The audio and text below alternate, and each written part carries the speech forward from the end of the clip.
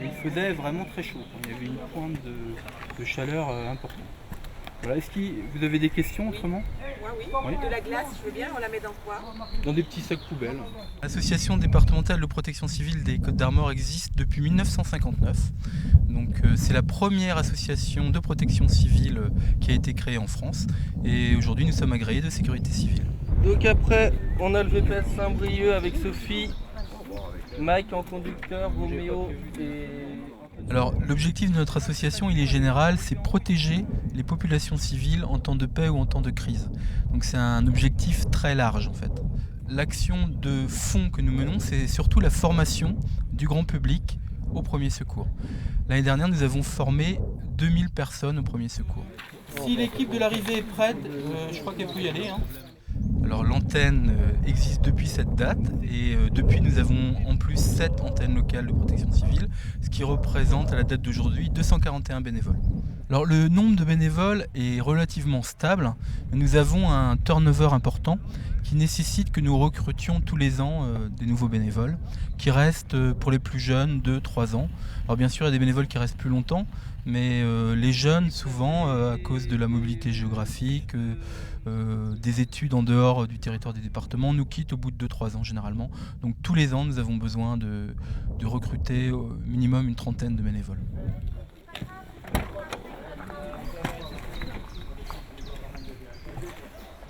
La protection civile là, ouais. Vous avez de la glace pour mettre dans le ricard. Non, pour faire des poches, les gars. Il y en a qui étaient mis.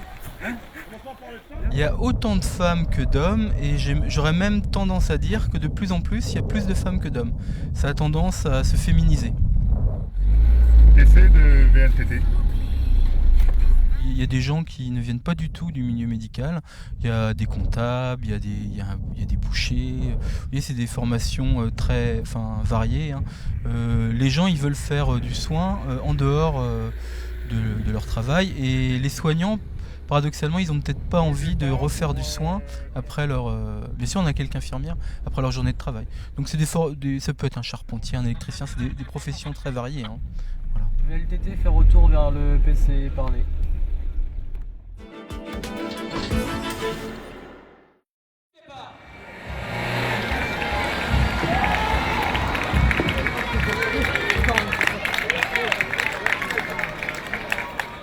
La protection civile a plusieurs missions.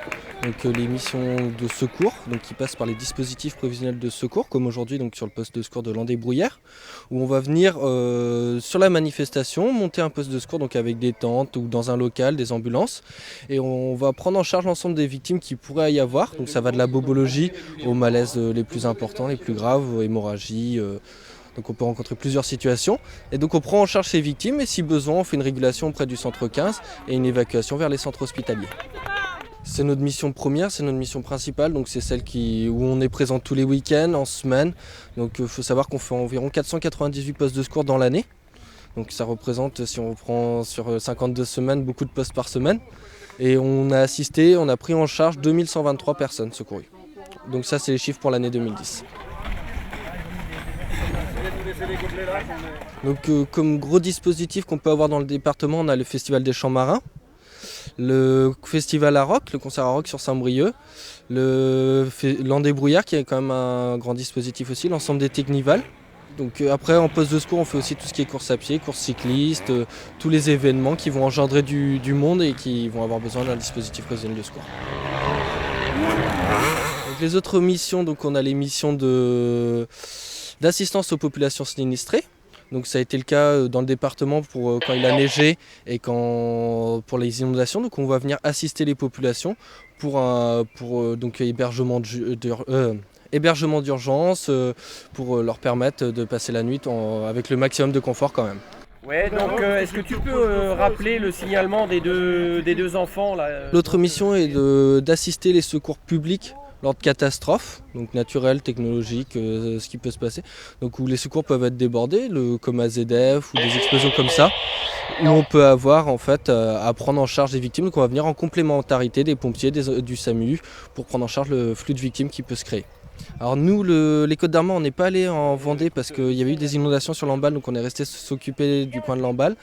Mais donc la protection civile a été présente à Xintia, donc en Vendée. Donc ça a été plus de 1000 secouristes sur 4 semaines.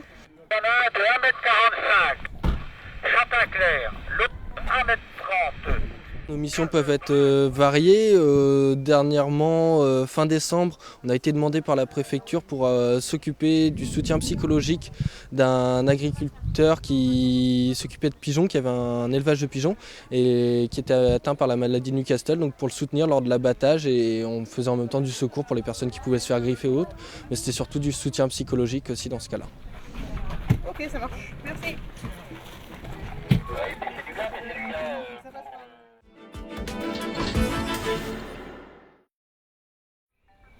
Bon, alors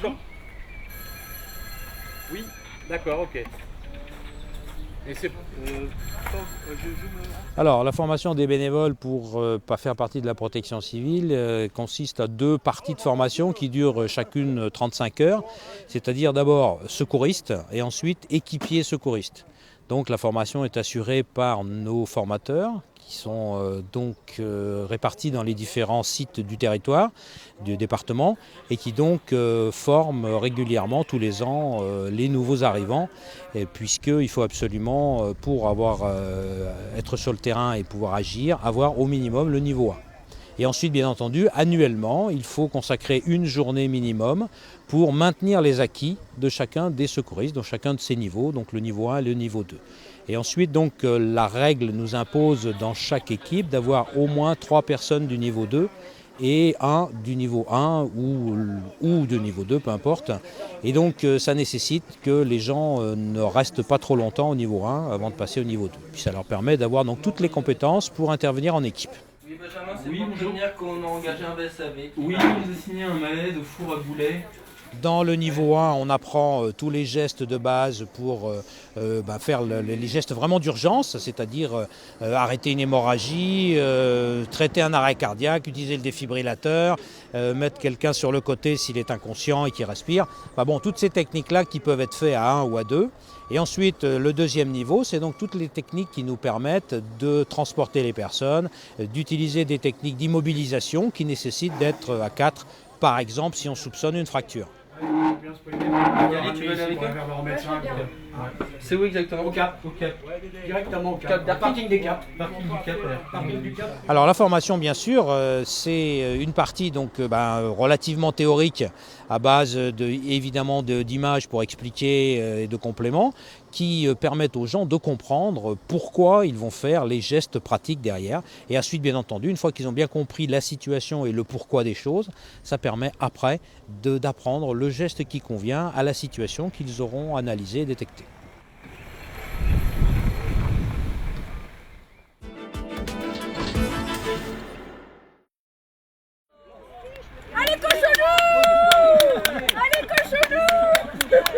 Donc la formation tout public, on a essentiellement 2 types de formations. La formation destinée vraiment au grand public, prévention secours civique de niveau 1, le PSC1.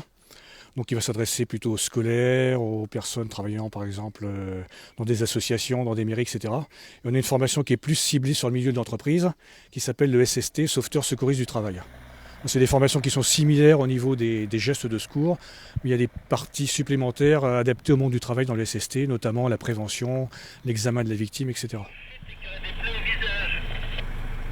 Alors donc une formation au grand public, ça se décompose en gros en 8 grandes parties pédagogiques.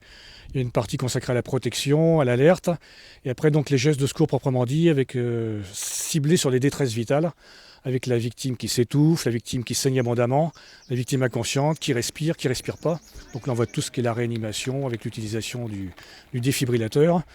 Également une partie sur les malaises et tout ce qui est atteinte traumatique.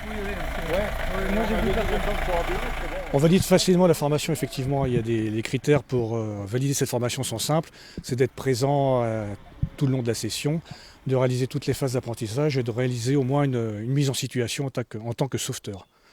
Donc ça s'adapte vraiment à tous les publics. Là récemment, on a fait une formation au niveau de l'Association des paralysés de France avec des personnes en fauteuil roulant qui ont réussi à valider la formation en adaptant les gestes de secours. Oui, donc là je vais me renseigner. Donc il y a une personne qui a appelé les pompiers, c'est un des secouristes. Alors au-delà des deux types de formations dont on vient de parler, PSC1 et SST, ce qui est de plus en plus demandé maintenant par les collectivités, éventuellement les administrations, etc., ce sont des initiations aux premiers secours, donc avec deux types d'initiations. Une initiation au défibrillateur, qui maintenant fait l'objet d'un référentiel particulier. C'est une formation qui dure 1 heure, axée essentiellement sur le défibrillateur et la réanimation. Et on a un autre type d'initiation, un peu plus long, environ une demi-journée, qui fait un mix en fait entre les formations PSC1 et les initiations au défibrillateur. Et ça, c'est fait un peu à la demande selon la nature du public concerné. Il y a un escalier là ou quoi? Il y en a un là-bas, 2-3 victimes. C'est l'escalier de quoi? Donc en moyenne, on forme 1400. Cette année, on a formé 1400 personnes dans l'année, sur le département des Côtes-d'Armor au niveau de la protection civile. Principalement donc tout ce qui est formation tout public, PSC1, essentiellement des scolaires, mais aussi beaucoup de demandes en milieu associatif. Vous allez aller dans la nature un petit peu. De plus en plus de gens sont formés aux gestes de premier secours, c'est vraiment un objectif national. En France, on est très en retard au niveau de la formation des gens au premier secours. On est environ à 10% de la population formée. L'objectif, ce serait d'atteindre la totalité de la population formée, évidemment, dans les années à venir. C'est pour ça que la formation au niveau des scolaires se développe énormément, notamment au niveau du collège.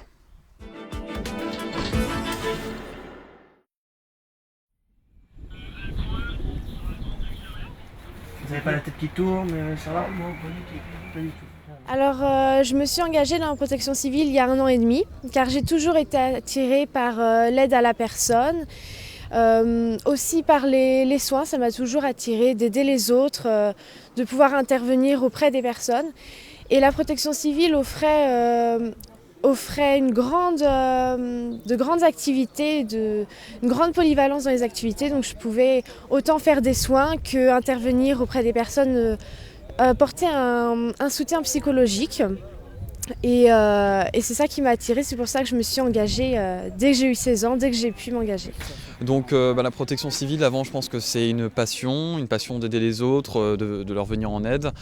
C'est vrai qu'au lieu de passer du temps devant l'ordinateur à ne rien faire, c'est le cas de le dire, donner un peu de mon temps libre à des personnes qui en ont besoin, qui sont parfois dans la souffrance, comme lors de grandes catastrophes. Et voilà, je pense que c'est quelque chose qu'il faut apporter au moins une fois dans sa vie. Ouais.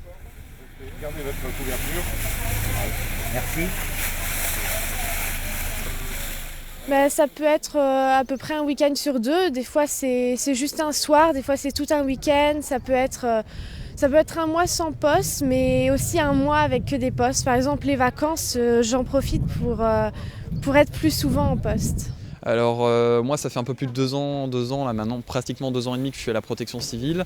En 2010, avec mon antenne de Lamballe, j'ai fait un peu plus de 510 heures de mobilisation durant l'année 2010. Donc voilà, par simple passion en fait, et par envie d'aider les autres. Ouais. En tombant, j'ai heurté dans le bitume, en regardant si les couloirs n'arrivaient pas derrière pour traverser. Ça m'a permis de savoir exactement ce que je voulais faire. Ça m'a permis de connaître différents métiers qui touchaient au domaine de la santé, du social. Effectivement, moi je voudrais être infirmière par la suite. Donc ça m'a apporté beaucoup, ça m'apporte toujours et ça m'apportera encore après. Voilà. Ça vous dérange pas de voir le sang, parce que sinon je peux cacher. Oui, alors c'était lors d'une représentation de chevaux sur le haras de Lamballe, avec une dame d'un certain âge qu'on avait pris en charge, qui allait vraiment pas bien ce jour-là, et le merci qu'elle avait pu nous donner, et le merci de sa famille avec la petite larme au coin de l'œil, c'est quelque chose qui m'avait touché, qui avait touché mon équipe, et c'est ce qui nous motive à continuer nos démarches auprès des personnes qui en ont besoin au quotidien, quoi.